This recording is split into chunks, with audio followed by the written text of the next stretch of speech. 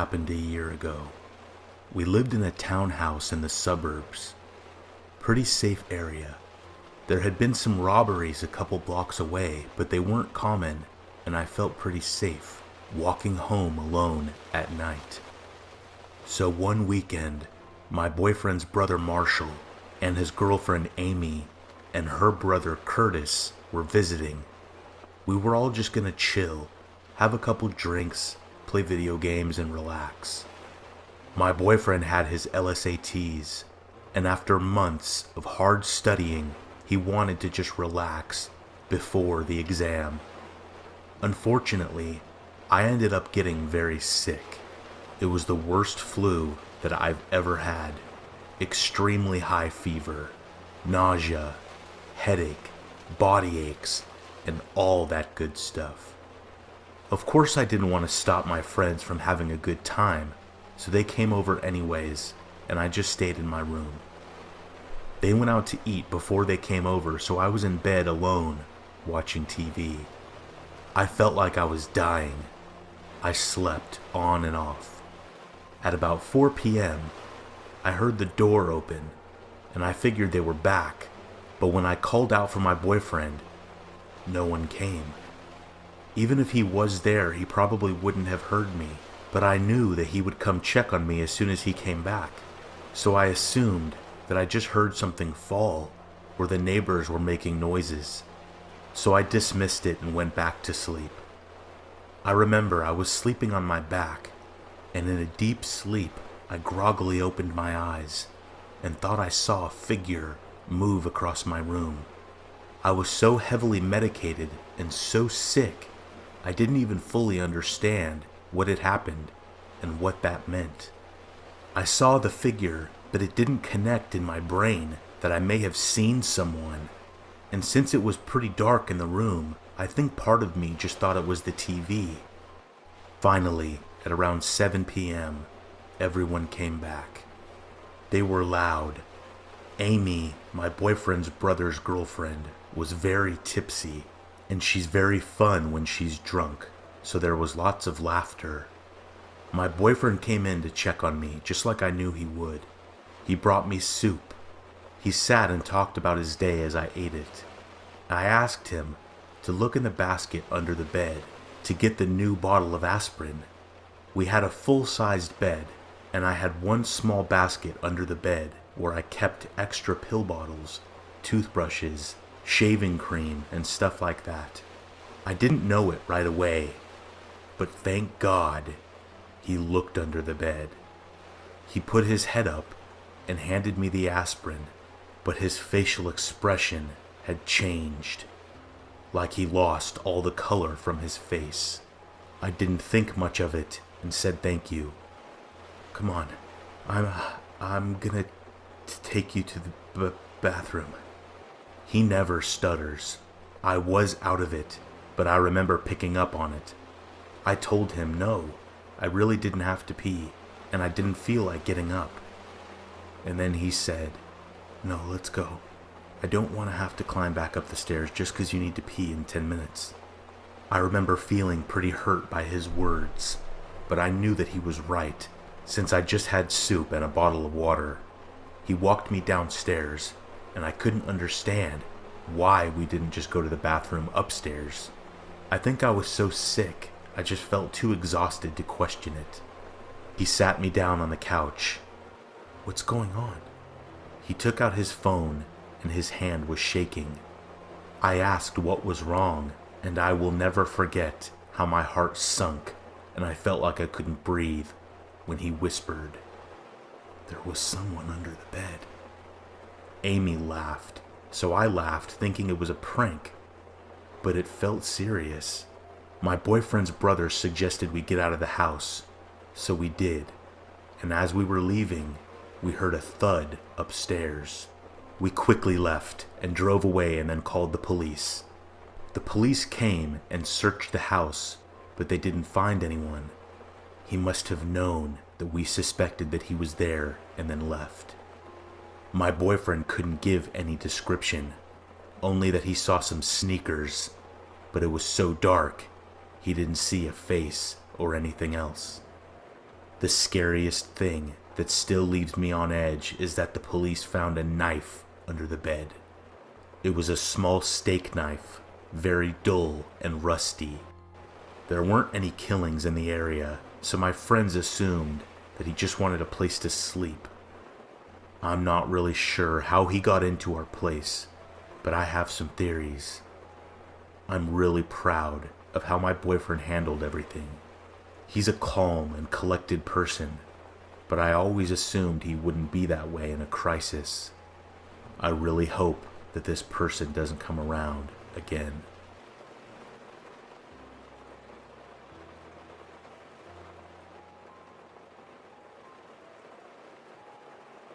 Amanda is my brother's girlfriend. At the time of this story, she was looking for her first apartment and moving out from her parents' house. Her and my brother didn't want to move in together since they only had dated for a few months. She opted instead to search for a roommate online. Browsing Craigslist, she found an ad titled something like, "Roommate Wanted, Females Only." This sort of thing was common since the area she was looking in was mostly young professionals. The listing was for a room in a house for about $225 a month, which was quite cheap compared to most places that were listed. The occupant listed herself as a 23-year-old college student that wasn't comfortable living with any males. The other roommate would have their own room and attached bathroom. So far, Amanda was into this place. However, the listing only had a single photo from outside the property. Amanda sent an email wanting to meet the occupant and tour the house, and within 30 minutes, she received an email back with all the details and a time to stop by. The girl worked late hours and wanted Amanda to stop by at 8 p.m. When Amanda arrived, there was a handwritten note on the front door saying, "Door broken. Use back door." Walking around the house, it looked nice, but slightly unkempt. Tall grass, weeds, dusty windows, etc. When she knocks on the back door, an older man opened it.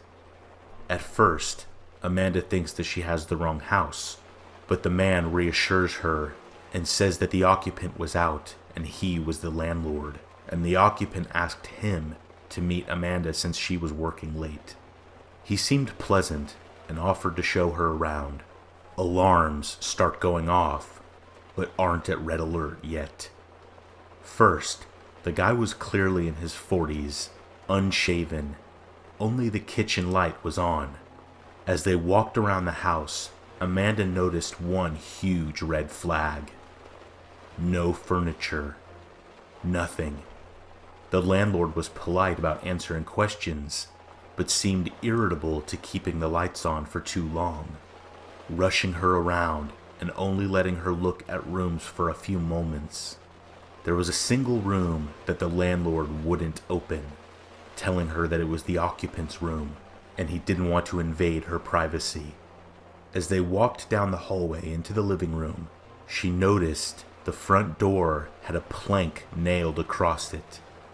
Amanda's creepometer is starting to ding, so she decides to wrap up the walkthrough and leave, but trying to be polite. As she's giving the guy her "thanks for showing me the place" bit, he perks up and states that he forgot to show her the basement. It's recently furnished and would be a great rec room, and that she should take a look down there. At the time, Amanda and the landlord are standing in the small hallway between the front living room and the back kitchen. In this little hallway was the basement door. When he opens the door, it opens outward to create something of a barrier between Amanda and the back door of the house. The basement is pitch black. He smiles, motions down the stairs, and says, "Ladies first." What happens next is nothing more than a stroke of luck. Amanda gets a text just as some random person parks outside in front of the house, thinking on her feet She pretends it's a phone call and answers the phone. "Hey, are you here?" "Yeah, I'll come out from around the back and let you in." "Oh, it's great. You have to see it." With a motion of confidence, she excuses herself around the landlord and walks out the back door. She says that the guy just looked at her like he was very confused.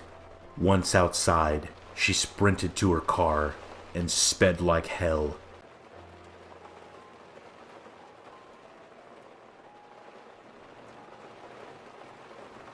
When I was really little, my parents would let me stay up late on the weekends and watch TV until I fell asleep. I really loved these times, and I would stay up later than anybody else just because I could. Well, one night I was almost asleep on the couch when I heard a noise on our front porch. It was the sound of our old-fashioned porch swing moving back and forth. I was a little scared, so I crept toward the bay windows of my living room and peeked out towards the porch. Sitting on my front porch swing was an older woman, probably in her 50s, wearing nothing but a nightgown, covered in blood, and holding a huge kitchen knife. I flipped out immediately and ran screaming into my parents' room, but was too terrified to form words.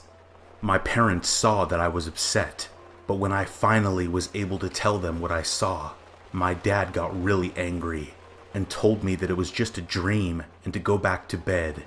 I refused and kept crying and screaming until he had had enough and snatched my arm and dragged me towards the front door to prove that there was nothing there. I kicked and screamed all the way trying to make him stop, but he kept pulling me. Finally, we got to the door. He unlocked it, swung it open, and said, "See, there's nothing To this day, I have never seen the look of fear and shock that was on his face when that woman turned and stared at both of us, and then slowly stood up with the knife. My dad slammed the door shut and got my mom to call the police while we went and got his gun. He went back to the door with a 12 gauge and cracked the door enough to stick the barrel out.